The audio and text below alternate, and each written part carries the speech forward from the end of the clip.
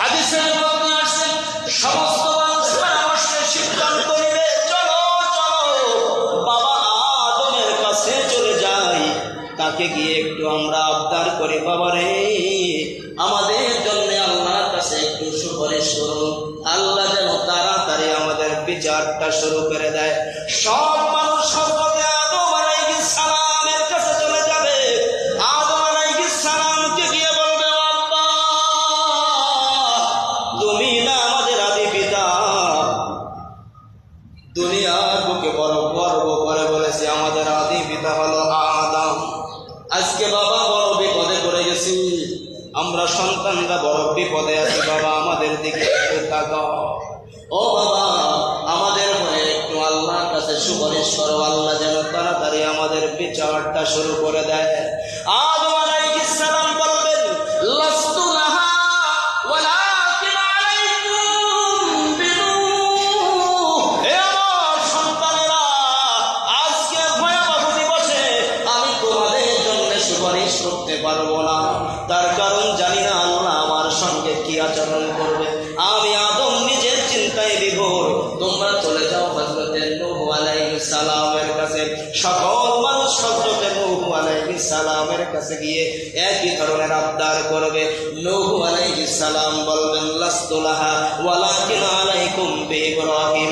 আমিও তোমাদের জন্য সুপারিশ করতে পারবো না, চলে যাও হযরত ইব্রাহিমের কাছে। সব মানুষ ইব্রাহিম আলাইহিস সালামের কাছে গিয়ে ইব্রাহিম আলাইহিস সালামের কাছে সুপারিশের আবেদন করবে। ইব্রাহিম আলাইহিস সালাম বলবে, লাস্তু লাহা ওয়ালাকিন আলাইকুম বিমূসা। আজকে আমিও তোমাদের জন্য সুপারিশ করবার পারবো না, চলে যাও মূসা আলাইহিস সালামের কাছে। সব মানুষ মূসা আলাইহিস সালামের কাছে দৌড়ে যাবে, গিয়ে সুপারিশের আবেদন করবে।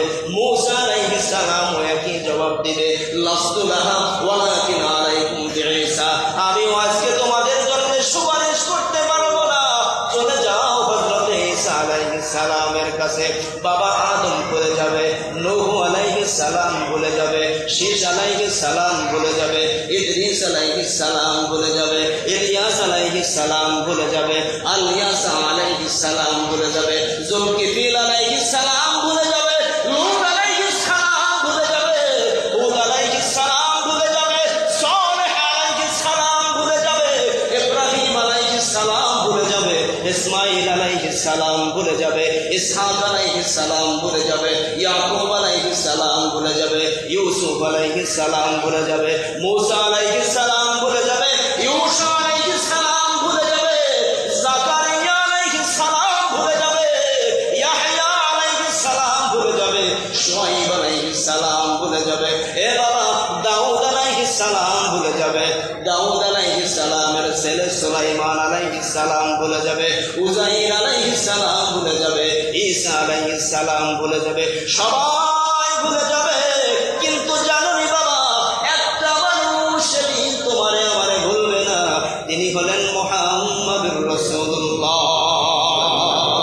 সব মানুষ নবীর কাছে গিয়ে বলবে, নবী গো, সব নবী আমাদেরকে দাঁড়ায় দিছে, কেউ আমাদের জন্য সুপারিশ করেন নাই। নবী গো, আজকে আপনি আমাদের শেষ ভরসা, আপনি আমাদেরকে দাঁড়ায় দিবেন না। নবীজি মানুষদেরকে দাঁড়ায় দিবেন না, বরং সাথে সাথে সিজদায় পড়ে কাঁদবে, উম্মতি উম্মতি। সব নবী বলেছে, নাফসি নাফসি, মাওলা আমারে বাঁচাও। আর আমার নবী বলবে, মালিক আমার উম্মতের বাঁচাও। এবার বলেন তো, যেদিন সব নবী আপনাকে বলে যাবে, আপনার বাবা মা আত্মীয় স্বজন সন্তান সন্ততি পরিবার পরিজন সবাই আপনাকে বলে যাবে, কিন্তু নবী আপনাকে বলবে না, তাহলে আপনার সব থেকে আপনজন কে? আরো জোরে বলেন না, কে? যিনি সব থেকে আপনজন, তিনি তো সব থেকে বেশি ভালোবাসা পাওয়ার যোগ্য, ঠিক কিনা কথা বলেন? তো আমরা আজ থেকে সব থেকে বেশি ভালোবাসবো কাকে? যদি নবীজিকে সব থেকে বেশি ভালোবাসতে পারি তাহলে কি লাভ হবে? নবীজি বলেন, মান আহাব্বা সুন্নতি ফাকাদ আহাব্বানি ওয়া মান আহাব্বানি কানা মাই ফিল জান্নাহ। যে ব্যক্তি আমার আদর্শে আদর্শিত হলো, সেই হলো প্রকৃতপক্ষে আমার প্রেমিক। নবীজির ভালোবাসার মাপকাঠি কি? নবীজির আদর্শে আদর্শিত হব। নবীজি বলেন, যে ব্যক্তি আমার আদর্শে আদর্শিত হব সেই প্রকৃত পক্ষে আমি নবীর প্রেমিক।